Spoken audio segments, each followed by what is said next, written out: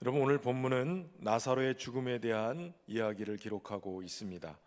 예수님과 절친이셨던 나사로였기 때문에 그가 병에 들자 그의 누이인 마르다와 마리아가 예수님만 오시면 고칠 수 있다라는 희망 속에 예수님을 초청합니다.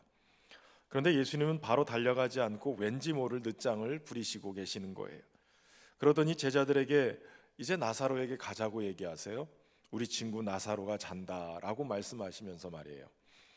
정황상 마치 예수님께서 나사로가 병들었는데 죽을 때까지 기다린 것처럼 보입니다. 드디어 예수님이 나사로의 집에 도착했는데 들려진 소식은 절망의 소식입니다. 이 땅을 살아가면서 우리가 삶 속에서 경험하는 절망과 또 인생의 고비 가운데 놓일 때가 있습니다. 이때 신앙을 가진 우리는 어떤 신앙으로 어떻게 살아야 될지 고민하게 됩니다. 오늘 말씀을 통해서 어떻게 살아야 될지 함께 살펴보겠습니다. 우선 첫 번째는 예수님을 믿으면 하나님의 영광을 볼 것이다라는 믿음으로 사셔야 됩니다. 예수님과 제자들이 베다니에 나사로의 동네에 오셨을 때 나사로는 이미 죽은 지 나흘이나 되었을 때였습니다. 팔레스틴 지역은 이미 높은 기후 때문에 시신을 신속하게 처리하고 매장합니다. 자, 그리고 나서 장례를 7일간 치르게 되는데 오늘 본문의 18절에 보면 많은 유대인이 위문하러 왔다라고 얘기하는 걸 보면 생전에 나사로가 굉장히 덕을 끼치며 살았던 것 같습니다. 그러나 사람의 위로도 또 인간의 덕도 꿈도 죽음 앞에서 모두가 무기력감과 두려움을 느끼게 되는 것입니다. 더군다나 죽은 지 나흘이나 됐다라는 이 말 속에는 어떠한 가능성도 어떠한 소망도 볼 수 없는 상황을 말해주고 있습니다. 유대인들은 일반적으로 죽은 사람의 영혼이 무덤을 이렇게 배회하다가 3일 동안 떠돌다가 떠난다고 믿고 있었어요. 3일 동안에는 호시탐탐 그 시신 속으로 다시 들어갈 기회를 노린다는 거예요. 그런데 3일이 지나고 넷째 날이 되면 이제 그의 얼굴 모양도 변하고 색도 변하면서 썩어가니까 이 영혼이 자신의 모습을 보지 못하고 다른 사람처럼 느껴져서 떠나가게 된다는 거예요.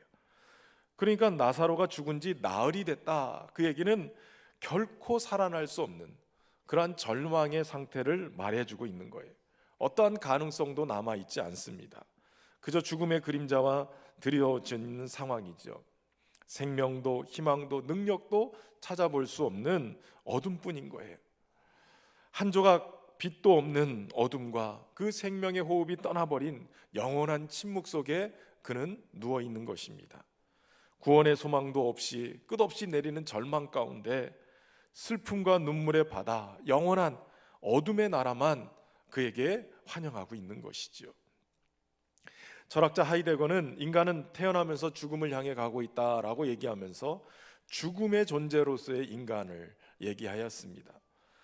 여러분, 사람이 살아있을 때는 원하는데 어느 곳이든 마음만 먹으면 갈 수 있죠. 그곳에 가도 되고 안 가도 됩니다. 그러나 죽으면 모든 사람이 가기 싫어도 가야 되는 곳이 있습니다. 그것이 바로 무덤입니다. 바로 인간의 현 주소인 것이죠. 인간이 죽으면 너나 할 것 없이 무덤에 장사되는 존재, 그것이 바로 우리의 모습인 것이죠. 예수님은 나사로가 병들었다는 것을 알고 일부러 이틀을 더 계셨어요. 왜 그러셨는가? 11장 4절에 그 이유를 이렇게 말씀하고 있어요. 예수께서 들으시고 이르시되 이 병은 죽을 병이 아니라 하나님의 영광을 위함이요 하나님의 아들이 이로 말미암아 영광을 받게 하려 함이더라. 하나님의 영광을 위한 거고 이 병과 죽음을 통해서 아들이신 예수 그리스도가 영광을 받게 되는 일이 벌어진다는 거예요.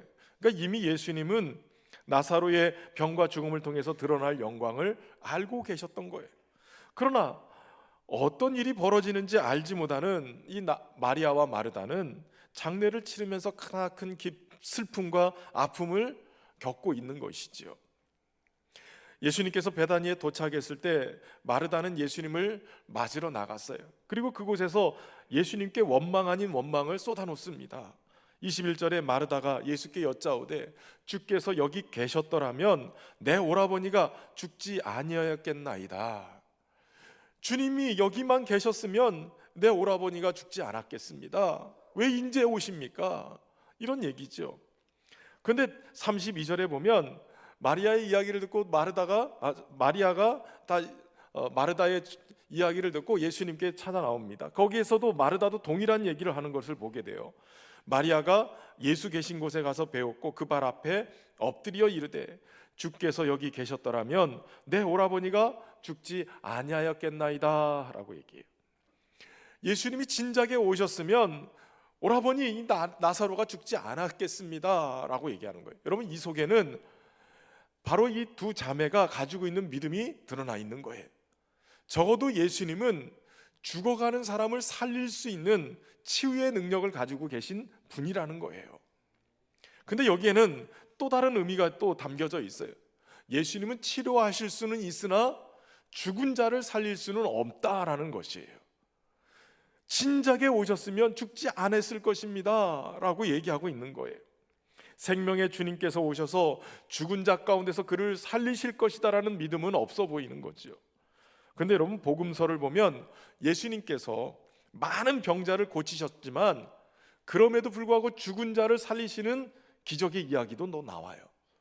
누가복음 7장에 보면 예수님과 제자들이 나인이라는 성에 들어가실 때 그곳에 나인성 과부의 아들이 죽어서 장사를 치르기 위해서 가는 도중에 그녀를 만나게 됩니다.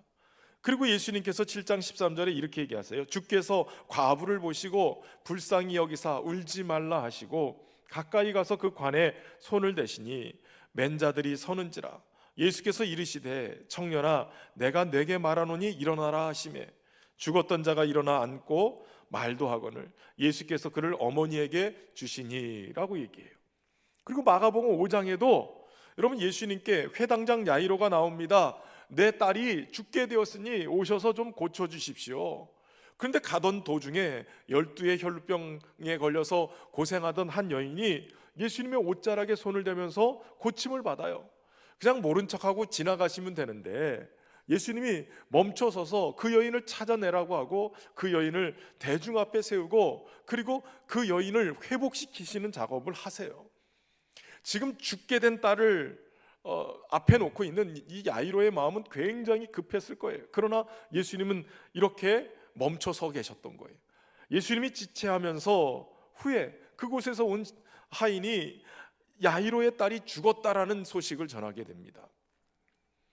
그럼에도 불구하고 예수님은 그곳에 가셔서 이 아이를 살려내세요.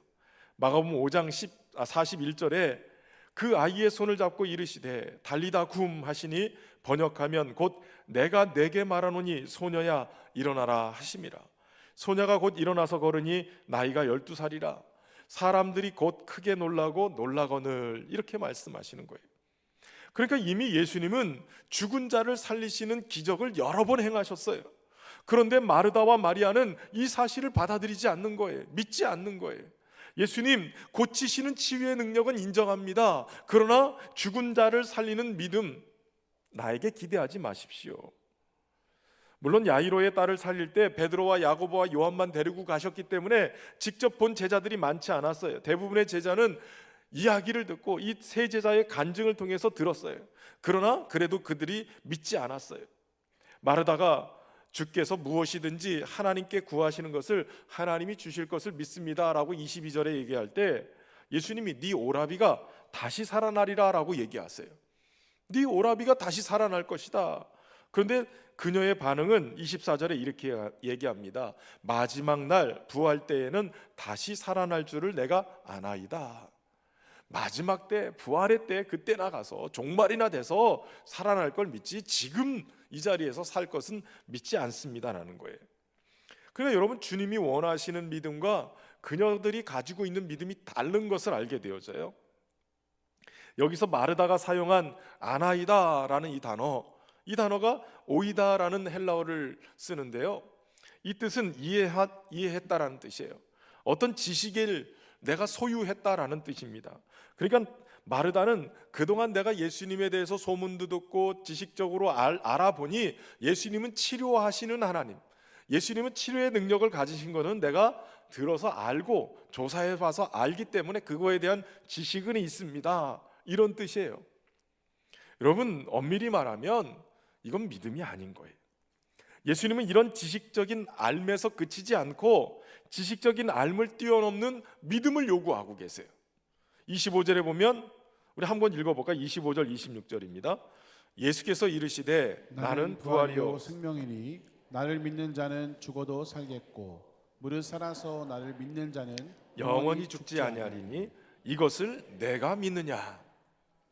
예수님이 지금 네가 이걸 믿느냐라고 도전하시는 거예요. 부활이요 생명이신 주님, 주님을 믿으면 죽어도 살겠고 살아서 믿으면 영원히 죽지 않는 것, 이거 믿느냐라고 다시 믿음을 강조하세요. 비로소 마르다가 이 이야기를 듣고 신앙 고백을 합니다. 27절에 주여 그러하외다, 주는 그리스도시요 세상에 오시는 하나님의 아들이신 줄 내가 믿나이다. 베드로와 같은 그런 고백을 하고 있는 것이에요. 지식적인 믿음, 그저 현상만 바라보는 것이에요. 그러나 가만히 생각해 보면 보여졌기 때문에 믿는다? 이것은 믿음이 아니에요.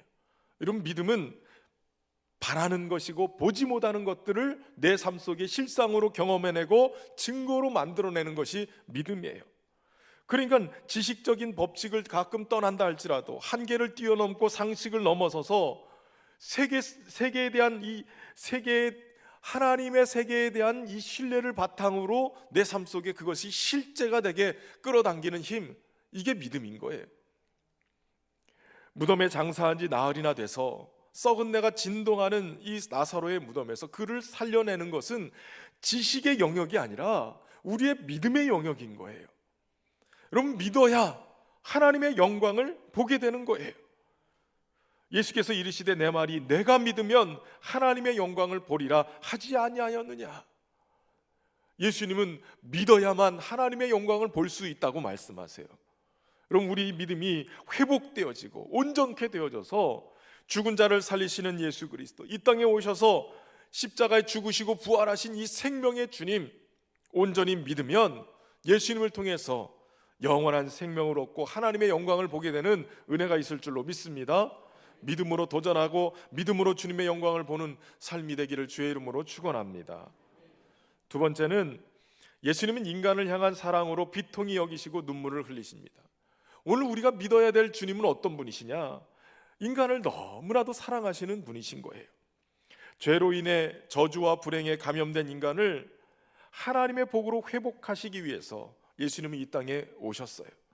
마음이 상한 자를 고치고 그로 인해서 갇혔던 것과 포로된 자들에게 자유를 선포하고 눈먼 자를 다시 보게 해서 잃어버렸던 하나님의 나라를 볼 수 있는 영안을 열게 하시고 하나님을 찾게 만드셨어요. 하나님 백성의 존귀함을 깨닫게 하시고 죄의 결과로 이어진 저주의 사슬, 병듦과 귀신 들림, 가난과 소외, 이것들을 끊어내셨어요. 주님이 오셔서 자신의 생명 바쳐서 그 일을 행하신 이유가 뭐냐? 바로 모든 인간을 주님이 사랑하시기 때문인 거예요. 5절에 보니까 예수께서 본래 마르다와 그 동생 나사로를 사랑하시더니라고 기록하고 있어요. 예수님이 이 마르다와 나사로를 상당히 주의 깊게 관심 있게 보살피며 사랑했다라는 것을 알려주는 대목입니다. 자주 그 집에 드나들면서 오랜 시간 그들을 아끼고 사랑해 오셨어요. 근데 재미있는 것은 여러분 3절에 보면 예수님께 사람을 보내서 주여 보시옵소서 사랑하시는 자가 병들었나이다 라고 말씀하시죠. 여기 사랑이라는 단어를 주목해 볼 필요가 있어요.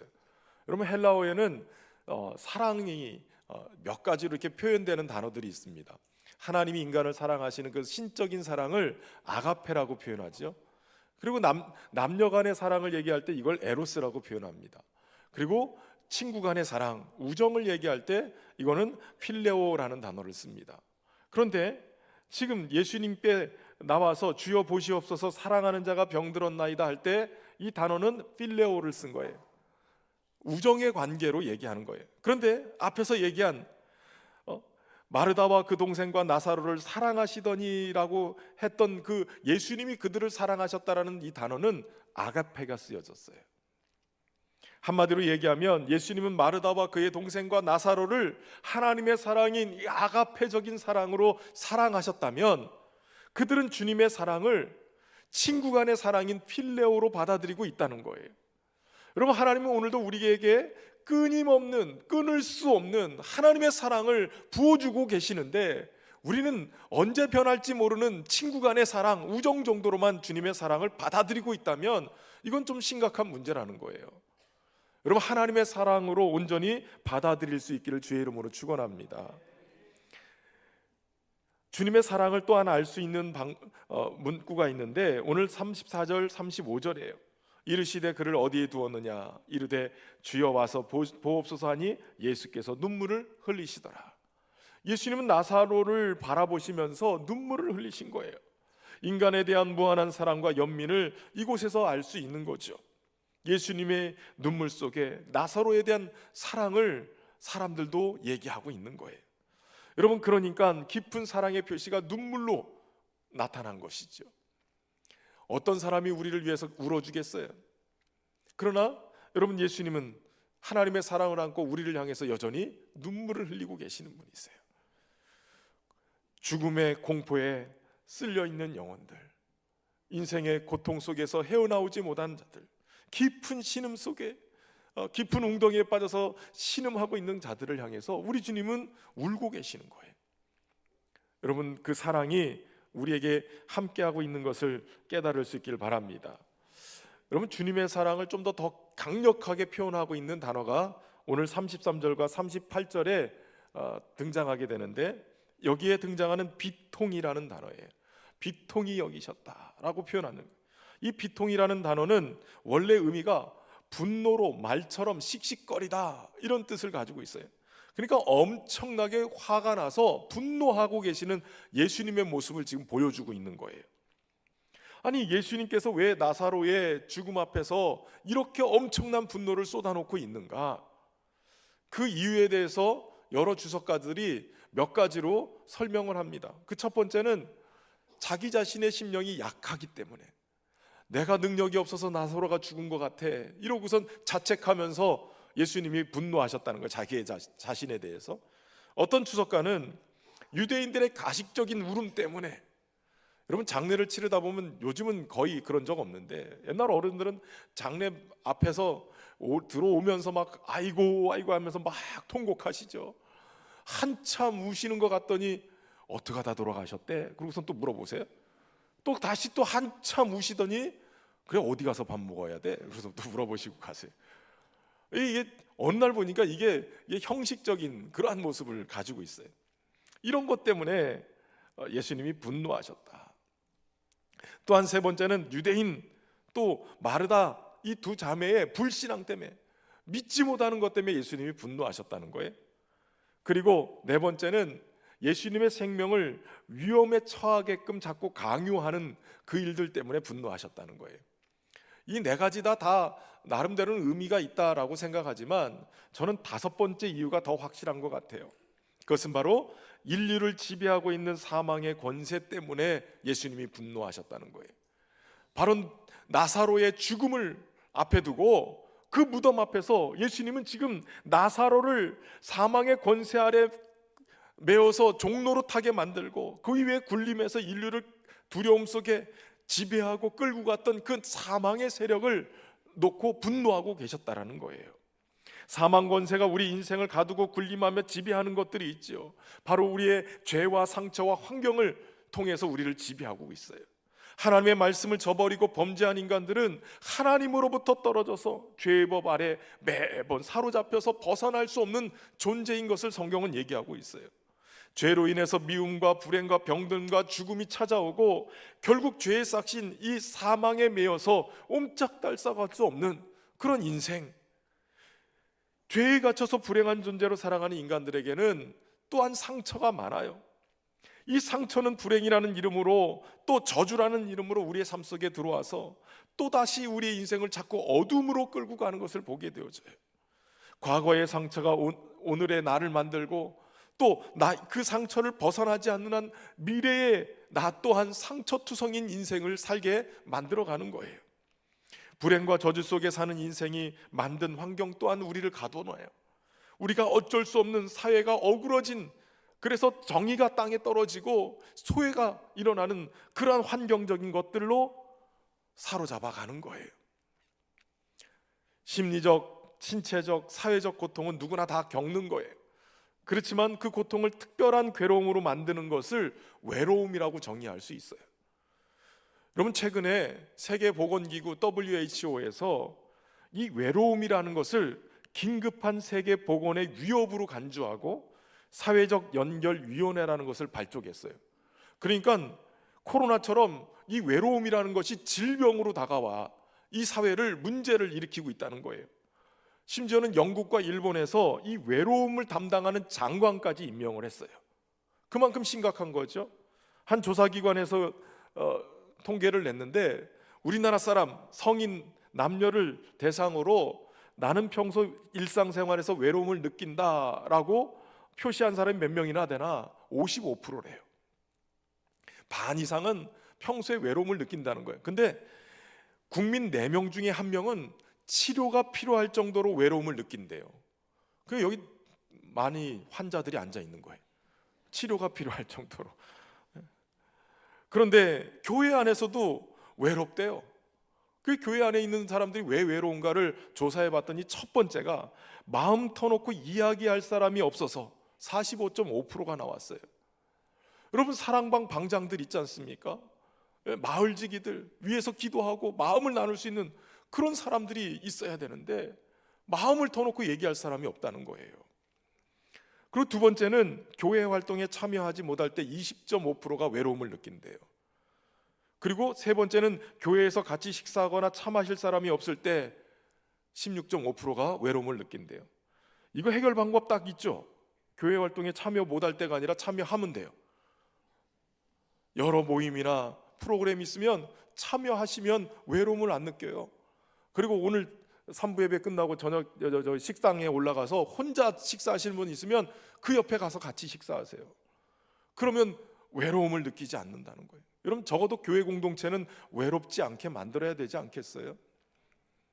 근데 이게 얼마나 심각하냐면 우리 정부가 2022년 말에 고독사 실태 조사라는 걸 했어요.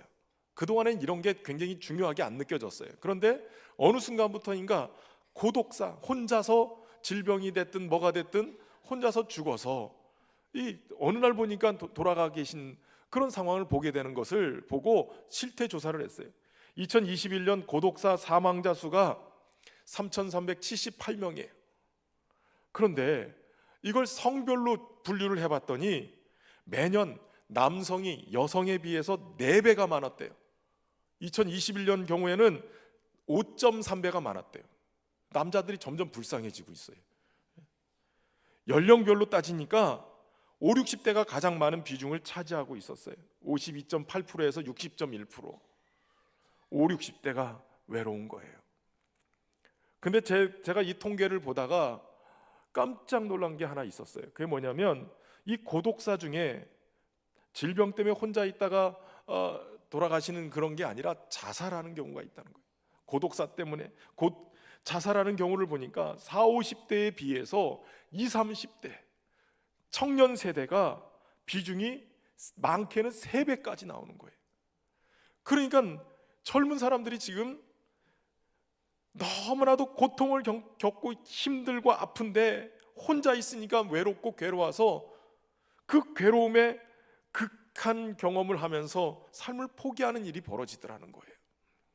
젊은 세대들이 병들고 아파하고 포기하는 거예요.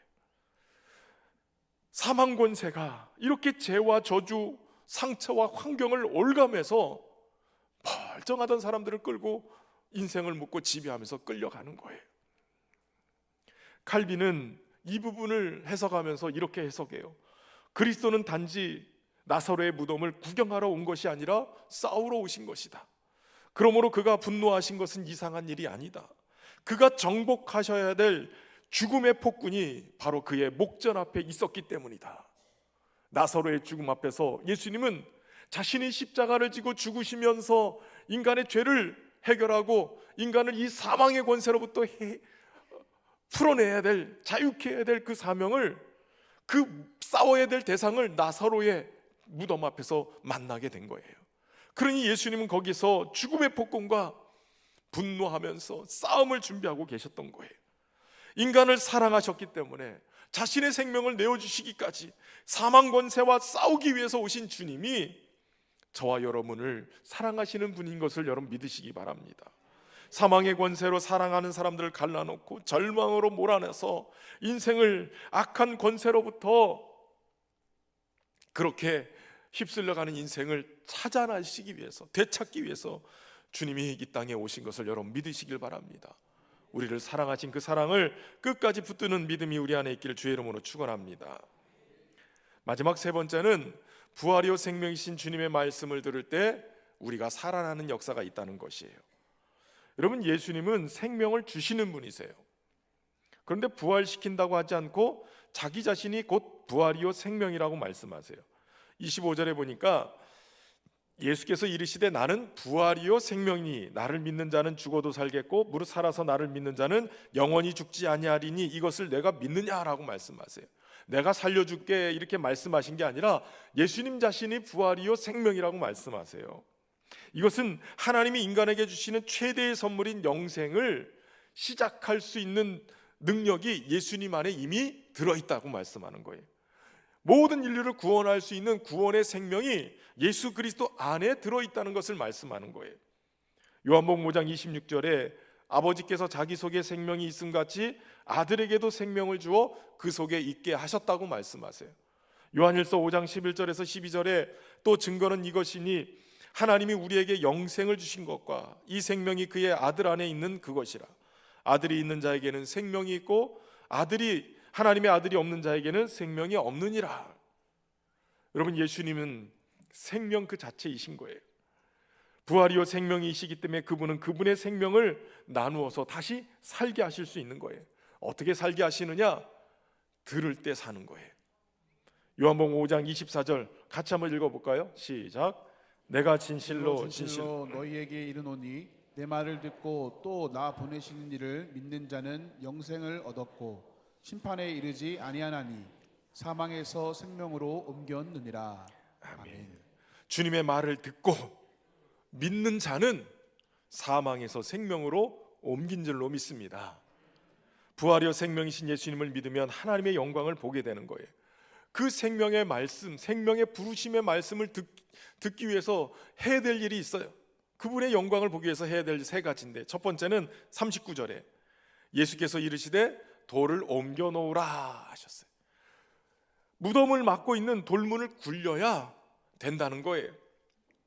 우리나라 무덤은 주로 땅을 파서 그 아래에다가 묻는데, 유대인의 무덤은 땅을 파는 게 아니라 옆에 굴을 파서 옆에다가 굴을 만들어 놓고 그걸 무덤을 만들어 놓고 돌문을 굴리는 식인 거예요. 그러니까 무덤 속에 있는 시신이 살아나기 위해서는 막고 있는 돌문이 굴려져야 되는 거예요. 왜냐하면 이 돌문이 예수님의 부르시는 이 생명의 말씀을 듣지 못하도록 막고 있기 때문에 그래요. 돌문이 굴려져야 부활이요 생명이신 예수님의 말씀이 들리게 되고 죽었던 자가 이 생명의 음성을 듣고 다시 사는 역사가 일어나기 때문에 그래요. 여러분, 우리에게 절망을 벗겨내고 생명을 주시는 주님의 말씀이 들려지면 사는데, 우리로 하여금 듣지 못하게 막고 있는 돌문과 같은 것들이 있죠. 예수님께서 네 가지 밭에 대해서 마음밭에 대한 비유를 얘기하셨어요. 길가밭, 돌짝밭, 가시덤불밭, 그리고 옥토밭이에요. 여기서 열매를 맺을 수 있는 밭은 오직 옥토밭, 좋은 땅인 것이죠. 사람에 의해서 날마다 밟히고 굳어진 길가에 말씀의 씨앗이 떨어지면 새가 와서 채가는 거예요. 뿌리를 내리기도 전에 마귀가 채가는 거예요. 또한 상처로 응어리진 마음, 돌과 같은 그러한 응어리진 마음들이 가슴속에 잔뜩 들어있을 때 말씀이 뿌리를 내리지만 이 돌 때문에 뿌리를 깊이 내리지 못하고 말라 비틀어지는 거예요. 세상의 염려와 재리의 염려 때문에 내 안에 염려와 걱정, 근심이 떠나지 않는 가시덤불 마음도 같아요. 말씀이 뿌리를 내리려고 해도 그 기운에 막혀서 열매 맺지 못하는 거예요. 결국 생명의 말씀이 들려지지 않고 또 뿌리 내리지 못하게 막고 있는 길바닥 마음, 굳어진 마음, 응어리진 그 돌짝 같은 마음, 완전히 가시덤불로 막고 있는 이 염려와 걱정의 마음, 이거를 다 걷어내야 좋은 땅, 옥토가 되는 거예요. 농사를 이제 조금 이따 져볼 텐데 텃밭을 읽을 때 보면 항상 굳어져 있는 땅 한번 싹 뒤엎어버려야 돼요. 싹 갈아엎고 그 안에 돌멩이들도 다 걷어내고 또 그 안에 거름도 넣고, 어떤 때는 보면 가시덤불이 잔뜩 있으면 그거 다 불태워버려요. 그러면 재가 되고 그것이 거름이 되는 그런 모습이 있는 거예요. 저는 소망하기는 성령께서 우리 안에 찾아오셔서 우리 마음에 굳어진 것들을 기경해내시고, 또 돌 같은 이 응어리진 마음도 다 걷어내시고, 또 세상의 염려와 걱정과 근심 다 불태워서 녹아내리는, 그래서 하나님의 귀한 옥토밭, 좋은 땅 돼서 열매 맺는 은혜가 있기를 주의 이름으로 축원합니다. 두 번째는 예수님께서는 돌문을 굴려내게 하시고 그 다음에 이렇게 행동하셨어요. 하늘을 우러러 하나님께 감사하기도 하신 거예요. 41절에 보니까 돌을 옮겨놓으니 예수께서 눈을 들어 우러러 보시고 이르시되 아버지여 내 말을 들으신 것을 감사하나이다 라고 얘기하세요. 여러분, 예수님은 오병이어의 기적을 일으키실 때도 하늘을 우러러서 감사하기도 하셨어요. 성만찬을 집례하실 때도 하늘을 우러러 감사하기도 하시죠. 그래서 어떤 분들은 예수님이 먹을 거 앞에다 두시고 식사기도 한 걸 왜 감사기도 했다고 얘기하냐, 이렇게 하시는 분들이 있어요. 여러분, 그러나 예수님의 손에 들려진 그 오병이어는 5,000명을 먹이기에 턱없이 부족한 음식이었어요. 별 보잘것없는 한 소년의 도시락이었어요. 그런데 예수님은 그것을 들어서 하늘을 우러 감사한 거예요. 하나님, 왜 요거밖에 안 주셨습니까? 불평이 아니라 하나님, 이걸 통해서 역사하실 주님을 높여드립니다. 이것 주셔서 감사합니다. 하나님을 신뢰하고 감사하기도 했다는 얘기예요. 환경과 상황을 보고 그것이 절망이 아닌 하나님의 영광을 드러내는 소망임을 알 때 우리는 감사하기도 할 수 있어요. 아니, 이것이 우리가 생각하는 것과 달라서 내가 원하는 것대로 되지 않아서 정말 형편없이 무너지고 소망을 볼 수 없는 어그러짐이 있다 할지라도 우리 하나님이 이걸 다 모아서 합력하여 선을 이루시는 분인 것을 믿음으로 우리는 감사할 수 있다는 것이에요. 선으로 바꾸시는 주님을 향한 신뢰가 있을 때 우리는 감사할 수 있게 되지요. 감사는 기적의 출발점이에요. 주님을 신뢰하며 감사하게 될 때 하나님의 영광을 보게 될 줄로 믿습니다. 그리고 세 번째로 주님이 하신 일은 바로 무덤문을, 돌문을 굴린 다음에 감사하시고 그리고 큰 소리로 나사로를 부르시는 거예요. 43절에 이 말씀을 하시고 큰 소리로 나사로야 나오라 라고 부르셨어요. 왜 주님이 돌문 굴려졌으니까 거기서 나사로야 나와라 이렇게 조용하게 얘기하지 않고 큰 소리로 얘기하셨을까요? 얼마나 컸는지 모르지만 큰 소리로 외쳤다는 거예요. 주변의 사람들 듣도록 예수님이 큰 소리로 외치셨을까요? 왜 주님이 큰 소리로 외치셨을까? 아이를 키우다가 깨달은 것이 하나 있었어요. 전 딸과 아들 이렇게 둘이 있는데 아들은 툭 건들기만 해도 얼마나 잠기가 민감한지 금방 일어나요. 알람도 울리기 전에 문만 살짝 열어도 탁 일어나요. 근데 저희 딸아이는 얼마나 마음이 좋은지 깊은 잠에 빠져서 헤어나오지를 못해요. 알람을 맞춰놔도 여러 번 꺼도, 심지어는 제가 있는 방과 딸아이 방이 극단인데 맨 끝에서 끝인데 하도 알람을 안 꺼가지고 제가 가서 끈 적도 몇 번 있어요. 아무리 알람이 울어도 안 일어나요. 엄마가 일어나야 돼, 늦어, 학교가 늦어, 조용히 얘기해도 안 일어나요. 그러다가 어느 순간 되면 소리를 질러요. 일어나라니까. 그럼 그때서 짜증을 내면서 일어나요. 그걸 보면서 깨닫는 거예요. 나흘이라는 시간이 흘렀어요. 나사로가 혹시라도 사망의 깊은 잠에 빠져서, 아니 너무 멀리 그 영혼이 떠나가 있어서 주님이 그 영혼을 불러서 다시 이곳에 오게 하기 위해서는 그냥 소리 아니고 큰 소리로 나사로야 나오라, 나사로야 나오라 외쳐야만 되는 것 아니겠는가? 여러분, 주님은 오늘도 우리에게 말씀하시는 거예요. 아무개 집사야 나와라, 암흑의 집사야, 더 이상 그 사망의 무덤 속에 있지 말고 다시 소망으로 일어나라. 암흑의 성도야, 일어나라. 너무 멀리 하나님으로부터 멀어져서 주님이 웬만한 소리로는 안 들리니까 큰 소리로 부르시는 것 같아요.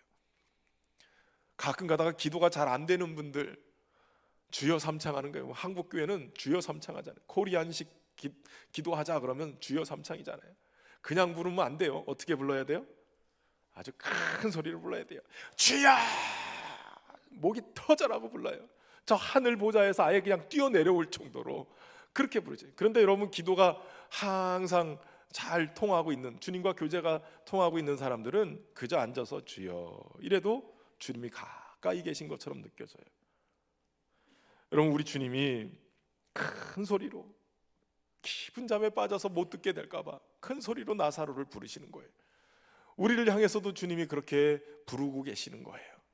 주님의 음성에 귀 기울이고 그 음성으로 깨어나시는 영혼들 되기를 주의 이름으로 축원합니다.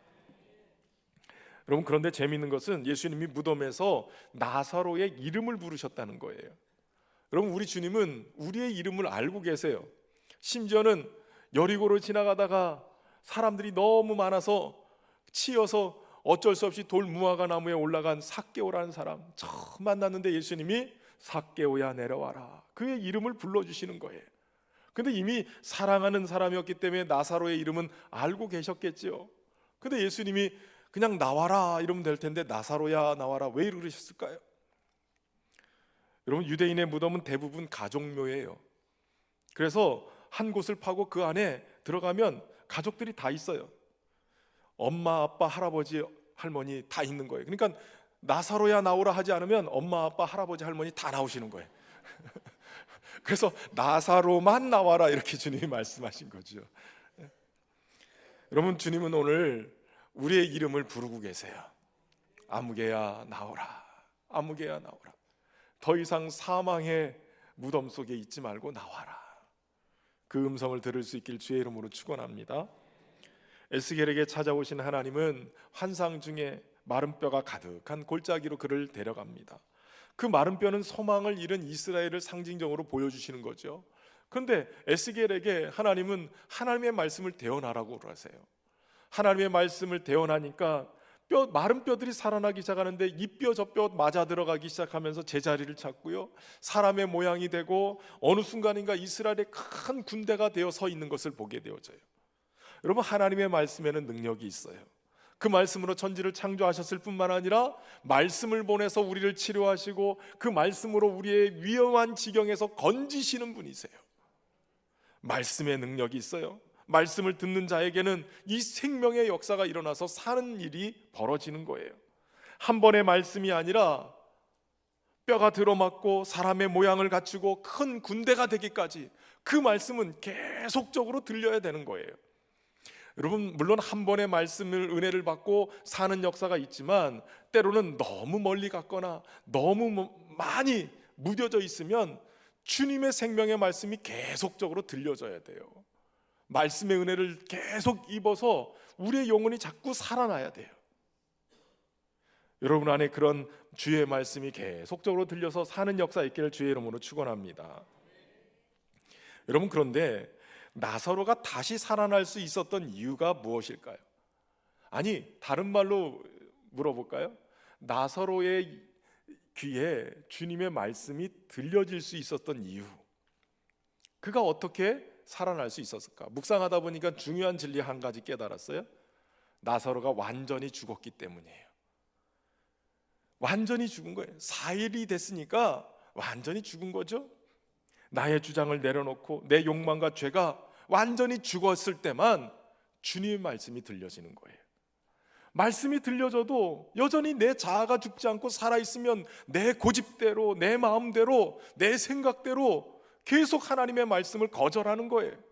그러니까 말씀이 안 들리는 거예요. 생명의 말씀이 들려줄 수 있도록 내가 죽어야 돼요. 내 자아가 죽어야 돼요. 내 육체와 함께 정욕과 탐심이 십자가에 못 박혀야 돼요. 나는 죽고 예수로 사는 자가 되어야 주님의 말씀이 내 안에 들려서 생명으로 일어나게 되는 것이죠. 갈라디아서 5장 24절에 그리스도 예수의 사람은 육체와 함께 그 정욕과 탐심을 십자가에 못 박았느니라. 여러분, 저와 여러분이 예수 그리스도의 생명의 부름에 응답할 수 있도록 주님 안에서 죽는 역사 있길 바랍니다. 죽어야 사는 역사가 일어나는 거예요. 이 말씀을 듣고 나사로가 말씀대로 살아서 나옵니다. 44절에 죽은 자가 수족을 동인 채로 나오는데 그 얼굴은 수건에 쌓였더라. 말씀 듣고 살아서 나오는데 문제는 수족을 동인 채로 나오는 거예요. 그 얼굴은 수건에 쌓여 있는 거예요. 여러분, 예수님의 부름에 응답하고 살아서 나온 그 자리가 이제 슬픔과 고통의 장례식이 생명의 잔치로 바뀐 거예요. 죽었던 나사로를 살게 하실 뿐만 아니라 생명 넘치는 자유의 삶을 살게 하시는데 문제는 수족을 동인 채로 나오고 수건을 뒤집어 쓰고 나오는 거예요. 마르다의 얘기처럼 이미 죽은 지 나흘이나 됐기 때문에 썩은 내가 진동하는 거예요. 죽음의 옷을 여전히 입고 있는 거예요. 그때 예수님이 말씀하시는 거예요. 풀어놓아 다니게 하라. 풀어놓아 다니게 하라. 살았으나 여전히 수족을 동인 채로 수건을 뒤집어 쓰고 수의를 입고 있으면 미라와 같은 것이고 여전히 좀비 같은 인생이 돼버리고 마는 거예요. 목회를 하면서 깨닫는 게 있어요. 예수님의 복음을 듣고 복음의 사람으로 은혜를 입었다고 얘기하는 사람들 중에는 여전히 죽음의 옷을 입고 사는 인생들이 있다는 거예요. 썩은 내가 펑펑 나는 세상의 옷을 그대로 입고 그리고 자유하지 못하고 묶여서 사는 인생이 있는 거예요. 예수님은 오늘 죽은 우리를 죽음에서 살리실 뿐만 아니라 우리를 풀어놓아 다니게 함으로 자유롭게 주님을 증거하는 영광 돌리는 인생으로 살기를 원하시는 거예요. 저와 여러분이 살았으나 죽음의 냄새가 배어있는 이 수의를 여전히 입고 있다면 오늘 다 벗어섰기를 바랍니다. 주님이 베풀어 주시는 의의 옷, 예수님으로 옷 입고 사는 은혜가 있기를 주의 이름으로 축원합니다. 이 일을 위해서는 먼저 깨어 자유한 자들, 생명을 얻은 자들이 필요합니다. 함께 울고 함께 아파하는 친구와 이웃이 있다면 아무리 큰 고통이라도 삶을 포기하거나 절망하지 않고 계속 살아갈 용기를 얻게 될 것이에요. 나 홀로 고통은 견디기 어렵지만 더불어 고통은 견딜 수 있는 거예요. 여러분, 우리를 교회로 부르신 이유는 더불어서 함께 위로하고 또 외롭지 않게 격려하고 또 복음을 받은 그 생명의 역사가 또 흘러갈 수 있도록 풀어놓아 다니게 하기 위해서 우리를 부르신 줄로 믿습니다. 슬픔 중에 있던 자를 위로하시고 죽었던 자에게 생명을 주어 살리신 예수님처럼 우리 또한 죽음의 현장에서 주님의 능력을 믿고 의지하여 생명 살리는 삶을 살아가야 될 줄로 믿습니다. 저와 여러분이 그렇게 쓰여지기를 주의 이름으로 축원합니다. 우리 시간 함께 찬양하며 나아갈 때에 세상 소망 다 사라져가도 우리 주님의 사랑이 끊임없음을 우리가 믿고 주님 앞에 나갈 수 있기를 바랍니다. 주 나의 모습 보내, 주 나의 모습 보내, 상한 나의 맘 보시네. 주 나의 눈물 안에 홀로 울던 맘 아시네. 주 사랑 내게 있네. 주 사랑 내게 있네. 그 사랑이 날 채우네. 주 은혜 내게 있네. 그 은혜로 날 세우네. 세상 소망 다 사라져가도